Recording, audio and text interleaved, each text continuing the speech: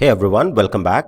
So let's understand how we are going to set up the GitHub Copilot in VS Code. Now the assumption here is that if you're learning or if you're enrolled in this course, you would have already gone through the Selenium, Playwright or some test automation course basically, and most preferably Playwright course, because the whole point of learning this AI or generative AI and agents is to understand the use of artificial intelligence into the test automation, into the testing processes, practices, how we can make our testing more efficient using the artificial intelligence, either generative AI or AI agents. Okay, so for example, this is the existing VS Code and the Playwright code that we have been looking at as part of the Playwright test automation comprehensive course with TypeScript and JavaScript, which also has a lot of AI capabilities and AI features explained, which are part of the Playwright core capabilities. But now specifically about the GitHub Copilot. So usually, say for example, I have the existing automation code, and in VS Code, how I can go ahead and enable GitHub Copilot. The first and foremost thing is to understand what exactly is GitHub Copilot. So if you go to the website GitHub, you will be able to understand. So you'll see that if we go and click on try GitHub Copilot here, okay, or let me go back here and go to the Copilot platform. So the page here. So you'll see that it's a AI accelerator for every workflow from the editor to the enterprise. Okay, so basically it's a AI pair programmer that you can enable in VS Code or Eclipse or any other development or IDE, for example IntelliJ. Wherever you have these plugins available to hook the GitHub Copilot, it will help you to not only use the AI capabilities but also fast track your overall work in the test automation and development to ensure that you get more time to do what matters really in the project, whether it's from the project quality perspective or product development perspective. A lot of tedious and monotonous things you can basically take help of the AI features from the GitHub Copilot and automate many things, as well as you can accelerate your work. So how you can go ahead and enable Copilot in VS Code. Now, if you are already having the Visual Studio Code, which is the latest version, how you can check it. So if you go to the help and in Visual Studio Code, I'll go to about, you will see that the version that I have is the latest one, and it has been recently updated on the 5th of May. Okay. So if you are having this latest version, the AI or GitHub Copilot add-on will be by default part of it. Okay.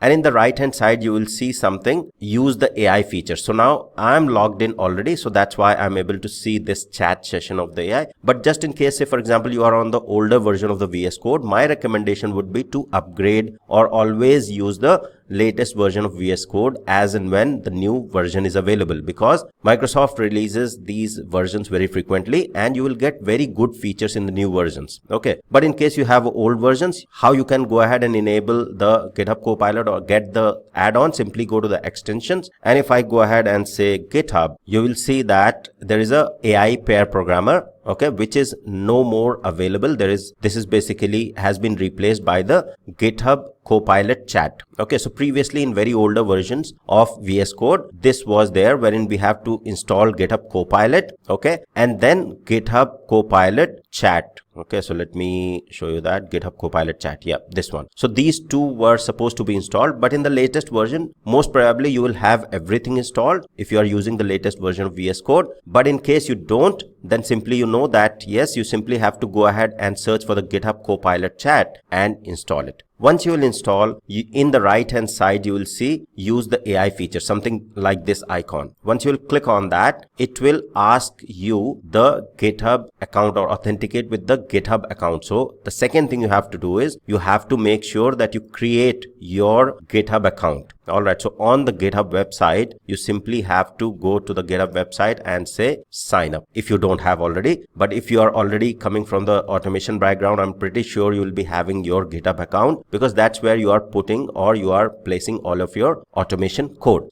So if you don't have, then simply sign up using Google or Apple or simply any other email, use the password and create your GitHub account. Once you will have that account, you will have by default the Copilot free features already. So if you go to the plans and pricings of the Copilot, you will see this is the free account that by default you can get started once you have the GitHub account, and you will have it. And in case you want to move further or want to have more models or more large language models available for you, then you can go for the Pro account, and you will see the upgrades are paused at the moment, but then in future they might be available. This is a recent change that GitHub is doing to make proper use of the resources and to not overload of the data center and the models. So but free account is anyways there, wherein you have some of the credits already included, for example 50 agent mode and chat request and 2000 completions per month. And then there are LLM models, for example GPT-5 mini, Haiku 4.5 and Copilot CLI. Okay, so these should be good enough for you to get started.